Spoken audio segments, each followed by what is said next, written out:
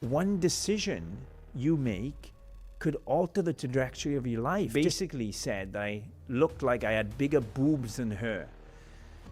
And that moment hurt, woke something up inside me. The big question is, why do some people change and others don't? Most people don't fail because they are lazy. They fail because they don't understand what's really driving them.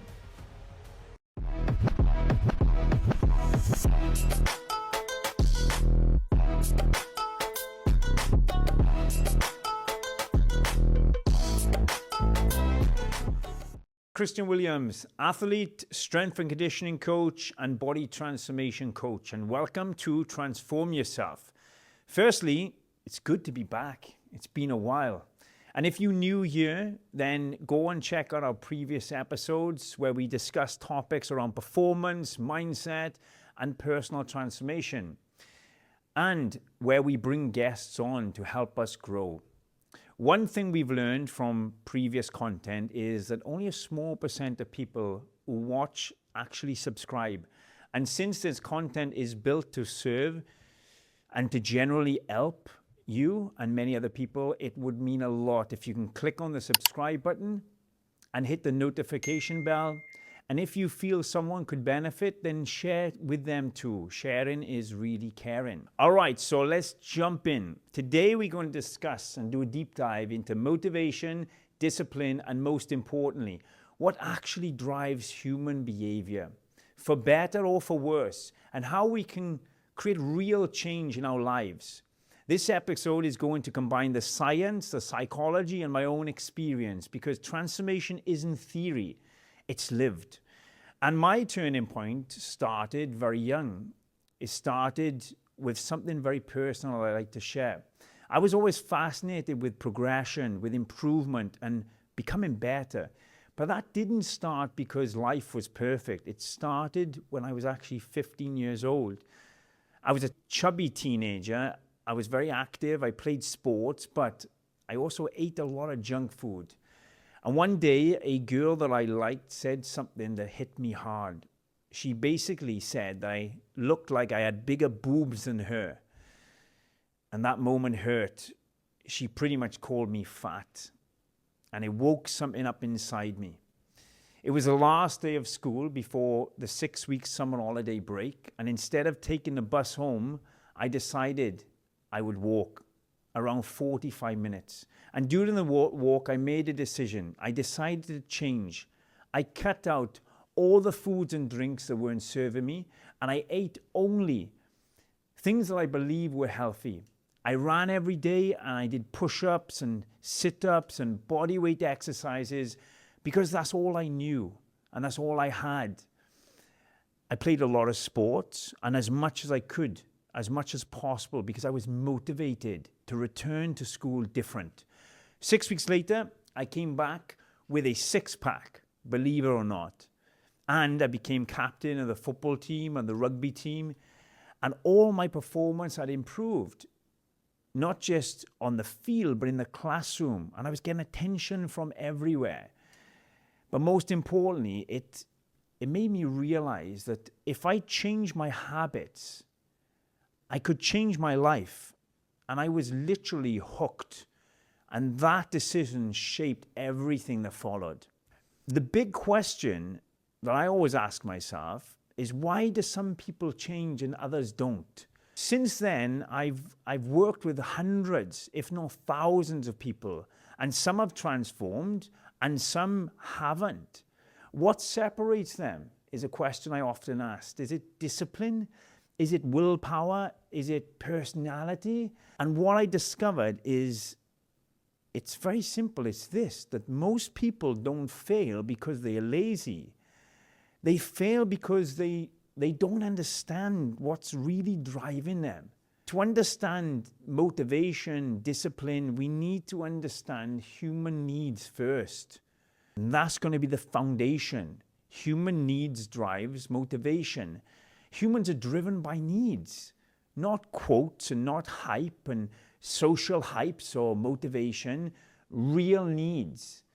And this psychological model the hierarchy of needs explains it beautifully. When we understand it, we can start to understand ourselves, because motivation isn't random. It follows a structure. There's levels to that structure. Level 1 is the physiology. Your body comes first. And if your body is under-recovered, underfed, exhausted, or stressed even, everything else becomes noise. You might start to think, I have no motivation, I'm weak, I lack discipline. But the reality is, your nervous system is trying to survive. You're in survival mode. It's the sleep, the food, the hydration, hormone balance, pain, fatigue. This is the baseline. And no matter how well you fix your mindset, your body will not follow if you're running on fumes. That's level 1. Level 2 is about safety, creating stability and predictability. Once your body has enough support, the next driver then is safety. Routine, stability, structure, and predictability. That's exactly what we need. People think they need more discipline, but often enough, they just need more of a predictable week, something that doesn't cause them to fall off the wagon. And structure is what really creates this. Your brain, our brain, is not prioritized to long-term thinking or long-term goals. It thinks in the world it's in, and if the world is unstable, it doesn't think straight. Level 3, belonging and connection. Humans, we are wired for connection. We see social gatherings and cultural food is all about support, community, and being seen. And when people feel alone, motivation often drops. When people feel supported, performance tends to rise. And accountability from somebody else, whether that's a friend, a loved one, or a coach, is not pressure. It's connection with standards of people who really care about you. Level 4, esteem, confidence and proof. That's what builds it. Confidence is not built by affirmations. It's built by evidence. It's built by keeping promises to other people or to yourself even. It's built by progress, competence. Most people lack confidence. They just lack proof in either the plan or on the person who's giving them the plan, whether that's yourself or somebody else. And then we have the 5th level, level 5, self-actualization, becoming who you're meant to be. This is where purpose lives. This is where growth happens, mastery, fulfillment. And once the base is stable, motivation becomes easy, because you're no longer fighting for survival. Like in first step, you have a stable platform and now you can excel. Then you start pursuing your true potential. And a lot of people, they fail to be motivated. And the question I've asked myself many times is, what separates them? Where do they get our motivation from? And how do I keep continuing to work towards my goals? And there's a science to the motivation. What's really happening inside the brain. So now let's dive a little bit deeper and talk about motivation itself. And hopefully you can inspire yourself and other people to do the same. Motivation is not just a feeling. Motivation is a prediction system. Your brain is constantly asking itself, is this worth the effort? Will I get the reward? How soon will I get the reward? How certain am I that it will come? What will it cost me? What sacrifices do I need to make? And what we seem to find is motivation increases when the reward is clear, and also when the reward is near, where outcomes feel possible. And the energy cost is low, so we need to try to create that lower energy cost.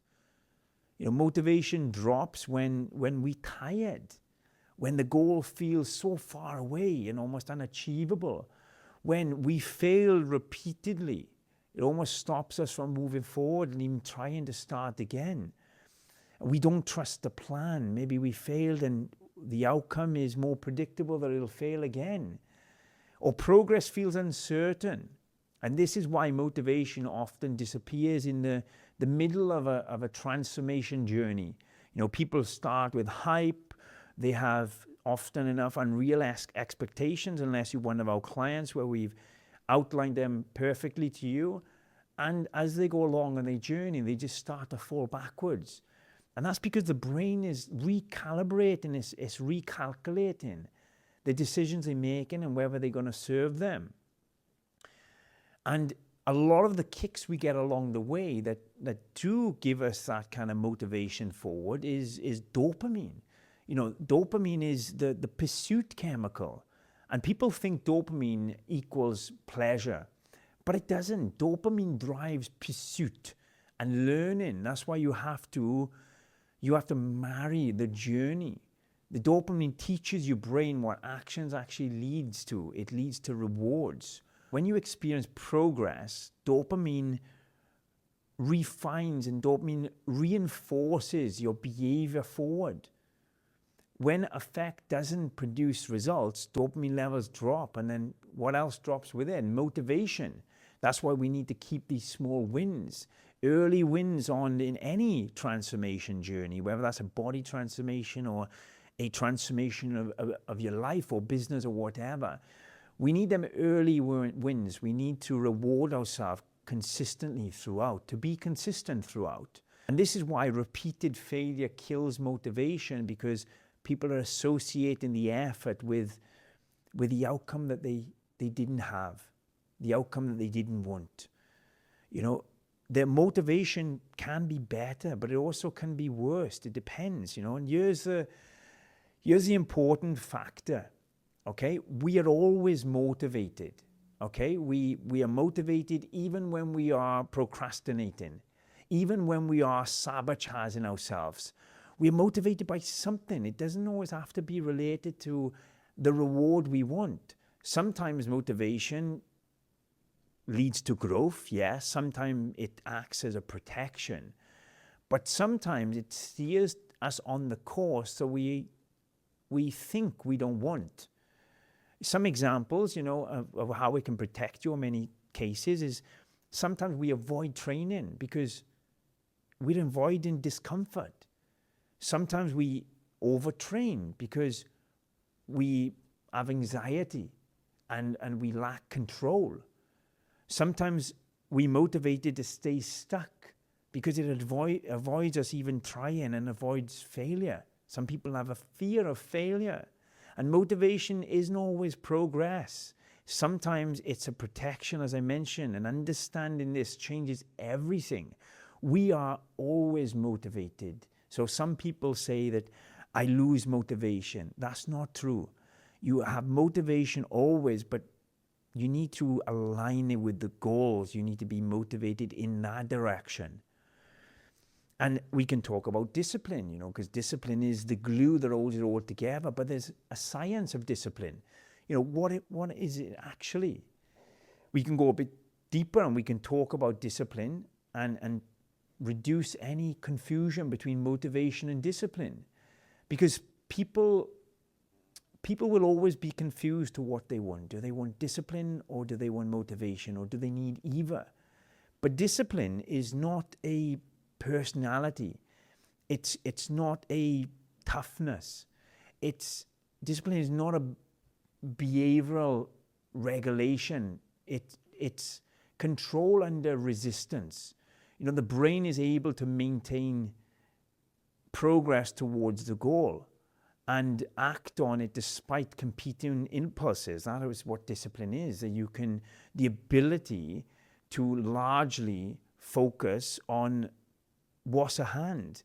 And it's produced or involves the frontal cortex, the executive control center of the brain. And this is critical. Discipline is necessary to achieve goals. And we all have goals, how big or small, depending on our personality. But we need to keep discipline high, and discipline can drop from many biological factors. Sleep. If the sleep is too low, discipline can drop. If there's too much stress, if the decisions are not constant, if emotions are overwhelming, if energy is depleted, and low discipline is often associated with physiology, so we need to make sure we are nourishing our body well, that we are sleeping well. A lot of people feel they lack discipline. They feel that they are lazy, but it's not the case. They are sometimes just tired or overwhelmed or exhausted. And like anything else, like building your body, discipline is built through repetition. Your brain will adapt. Every time you execute, you reinforce neural pathways. You reduce resistance. You strengthen your identity. And over time, discipline becomes a habit. And habits require far less effort than discipline. And that's why we have to strive towards creating habits with discipline. And that's why you might see high performers often look like they perform effortlessly, because they're in the automatic state, their automatic behavior. And like I mentioned, some people, they don't really know what they need more of. Do they need more motivation or discipline? So let's talk about the relationship between them. Motivation versus discipline. And here's how the change actually works. Motivation leads to an action, which leads to progress, which leads to a different belief system, and then leads to discipline to do it again. And eventually discipline replaces motivation. And that's when real transformation happens, because it's permanent. One thing that we honor ourselves by, and we are proud of at CWPT, is that we transform the way you look. We transform the way you think. We transform the way you feel. And ultimately, we transform the way you live. And it's all married together by motivation and discipline. My personal relationship with discipline really started when I was 15 years old, and discipline at the time felt like a lot of effort. Resisting junk food, social gatherings, running daily, training when I was tired, because at the time I was probably under-eating and in a deficit. But over time, it became the normal. It became a part of just what I do. And now, because of that, because I understand the reward that follows discipline, the actions and the progress, my belief system has taught me that I should lean into tougher times. I should strive towards being challenged. And I do. And then I aim to control the thoughts and manage my emotions and, real lead by an example. Training when it's tough and through discomfort and pain. The more you use it, like the muscle, the stronger it becomes. So what is discipline? A lot of people associate discipline with, I'll be disciplined, or I was disciplined when I was a child. But discipline is not a punishment. Discipline is not suffering. Discipline is very simply doing what you know you must do, regardless of how you feel when you're doing it, or whether you want it. Discipline can also be doing the things or avoiding doing the things that you want to because you know that they're not good for you. Okay, so there's a lot of benefit that comes from discipline. And like I said, over time, discipline ultimately leads to freedom, because you're in control of your emotions and your thoughts and your decisions, and of course your actions, because they steer towards progress, not regress. And that's how we create real change. That's the practical framework that glues it all together. And there's multiple different steps that we can do to achieve that level of change, which is what most people want. And I'm sure if you're watching this now, it's what you want too. So here's how it actually works. There's a step one. First of all, acknowledgement. We have to decide that we won't change. Without that decision firm, like when I was 15 years old and deciding that I no longer wanted to be labeled as fat. Nothing else will change if you don't have that destination, if you don't make a decision, okay? And then step 2, you need purpose, like what is the real reason that you want to change? For me, I wanted to feel attractive. I wanted to feel confident. I knew what I wanted, but I needed to understand why. It's that purpose, the acknowledgement of the goal, step 1, and the purpose, which is what is going to really motivate you forward. Step 3, we need that visualization to be real strong. We need to see the future version clearly. Your brain follows focus, and, because I work with a lot of people who often have low self-esteem and they're not in the best state of mind. They can't really see too far forward of what they become. And that's why one of our quotes, I guess, for lack of a better word, is that we help people achieve a look that they always wanted to and never did and never thought they could. So you have to be really strong to what you want. That's step 3. Step 4, you need a routine. You need structure. Structure removes decisions that are leading towards fatigue. Structure creates consistency, and it beats intensity for sure. You can have a plan, and then you can look at what that plan is leading to.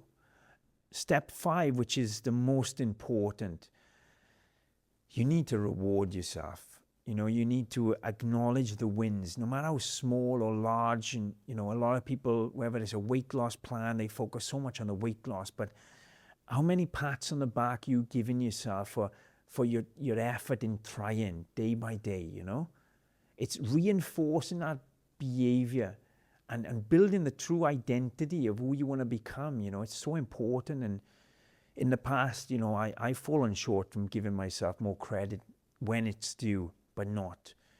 So my most important message for you, if you're watching this and a lot of things I said resonated, is that you're not broken. You're not lazy.